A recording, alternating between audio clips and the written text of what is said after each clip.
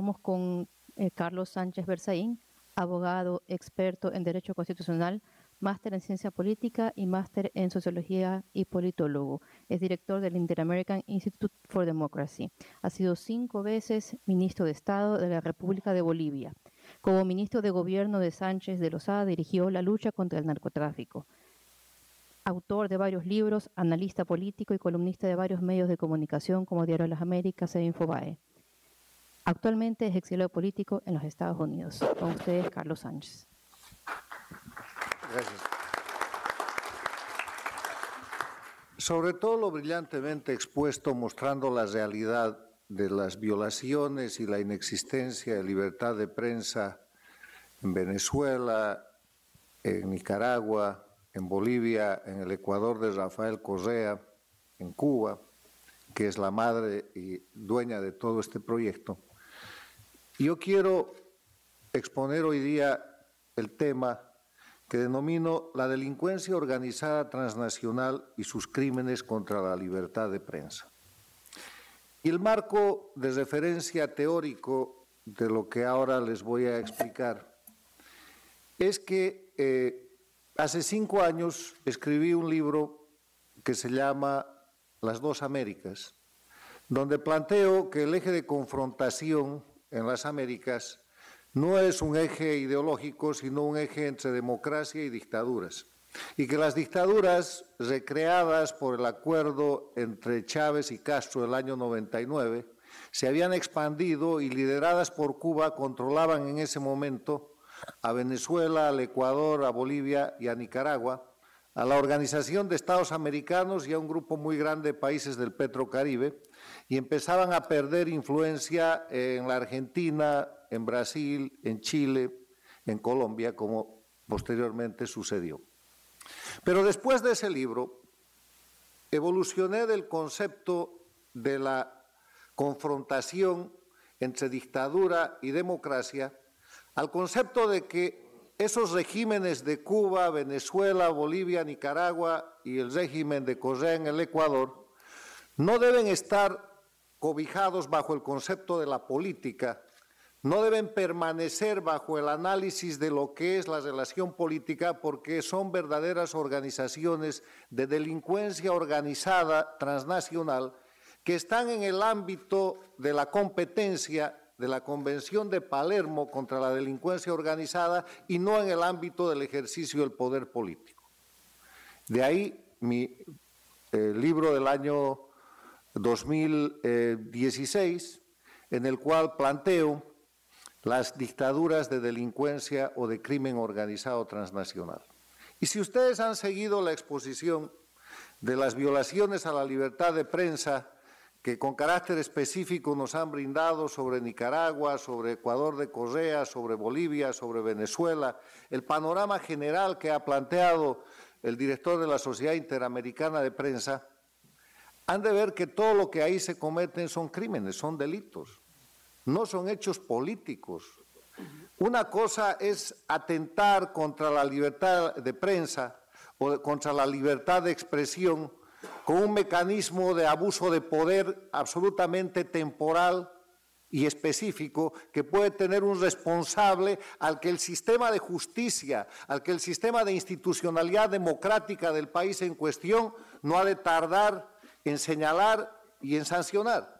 Y otra cosa es institucionalizar los mecanismos para que la libertad en general y la libertad de prensa en particular sean sistemáticamente violadas, suplantadas, restringidas al máximo y reemplazadas por un mecanismo de persecución política, por un mecanismo de persecución judicializada, donde la libertad de prensa no solamente es la víctima, sino que es dada la vuelta e invertida para constituirse en uno de los mecanismos de persecución del régimen.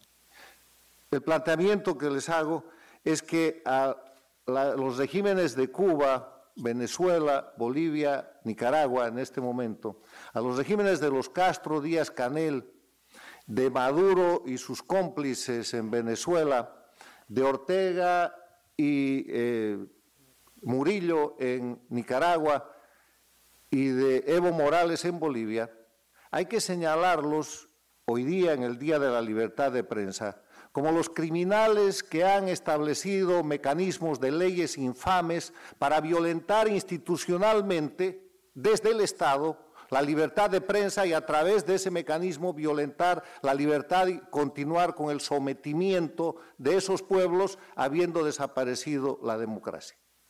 No por otra cosa.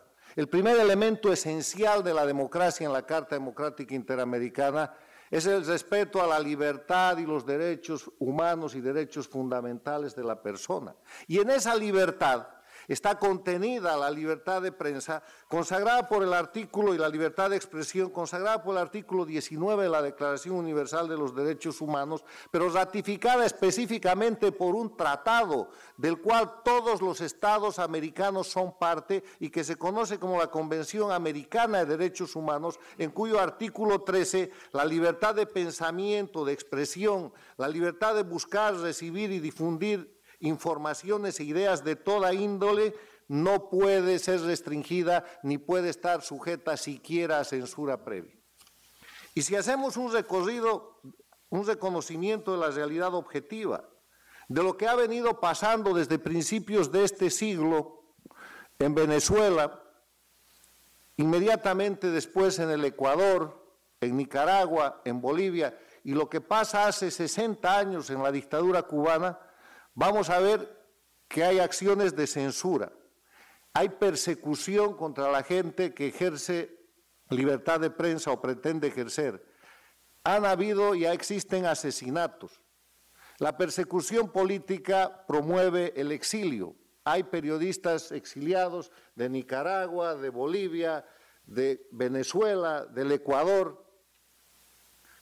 Eso acompañado de confiscación de medios de comunicación. Se han apropiado de medios de comunicación, como lo ha descrito la Sociedad Interamericana de Prensa, no solamente en Venezuela, también en el Ecuador. Gama Visión y TC Televisión son la piedra fundamental para que Correa empiece el montaje de su propio aparato en contra de la prensa libre y en contra de, y a favor más bien del manejo de la opinión pública. La compra de medios de comunicación, la supresión de tráfico y licencias en radio y televisión, la extorsión con el papel a los medios impresos, el sometimiento a propietarios de medios de comunicación a cambio de facilitarles otros negocios que van desde la banca hasta el comercio internacional, mientras sus medios están sirviendo al régimen dictatorial, tratando de disfrazar de democracia ese régimen totalitario. Sucede en todos estos países y sucede cada día. El cierre de medios de comunicación, las prohibiciones como las que se han señalado, por ejemplo, CNN en Venezuela, las leyes Mordaza, las leyes infames y todo eso que concluye en un sistema de autocensura, porque como la gente tiene que vivir, les bajan el techo de la libertad y es ahí donde terminan operando. Y esto, mis distinguidos amigos, estos son crímenes, son delitos. Y cuando se dice de sanciones, no estamos hablando de sanciones contra los estados, porque los estados son la persona jurídica, la pantalla en la que el crimen organizado transnacional se ha amparado. Toda la estrategia de los regímenes dictatoriales de Cuba, Venezuela, Bolivia y Nicaragua está en ampararse en el Estado, ampararse en la simulación de democracia, ampararse en la soberanía del pueblo, por lo tanto ampararse en la no intervención, seguirse amparando en conceptos de derecho que no les corresponden. Eso equivale a que un asaltante de banco, cuando es buscado por la policía, diga, ¿sabe qué, señor? Yo soy político, este es un acto ideológico. O que un secuestrador o que el ladrón de una billetera, cuando es tomado por la policía, diga, señor, yo soy un luchador por la igualdad de los pueblos y en ese sentido estoy haciendo aquí un rescate de un patrimonio para usarlo. Son coartadas. Son las mismas coartadas que estamos escuchando a través de medios de comunicación manipulados, de los cuales se han apropiado estos regímenes para seguir oprimiendo a los pueblos. Entonces, yo termino diciendo que la manera como hay que tratar a estos regímenes no es como sujetos políticos, son sujetos delictivos, son criminales. El señor Maduro es un criminal, el señor Díaz-Canel y los dictadores Castro son criminales, el señor Evo Morales es un criminal, el señor Ortega, si se les puede decir, señores, a estos son criminales. Son criminales que hoy día que recordamos el Día de la Libertad de Prensa, les estamos señalando sus delitos contra la libertad y contra la libertad de prensa y contra los derechos humanos y los derechos fundamentales. Pero todos los días cometen toda la lista de delitos posibles e imaginables, que van desde el robo o el soborno puro y simple hasta el narcotráfico, desde el terrorismo hasta el tráfico de personas, como hace el régimen cubano con los llamados médicos cubanos, que es tráfico puro de personas en el siglo XXI. O sea, señores, estamos frente a un grupo de delincuencia organizada transnacional y sería tiempo de que empecemos a llamar las cosas por su nombre. Muchas gracias.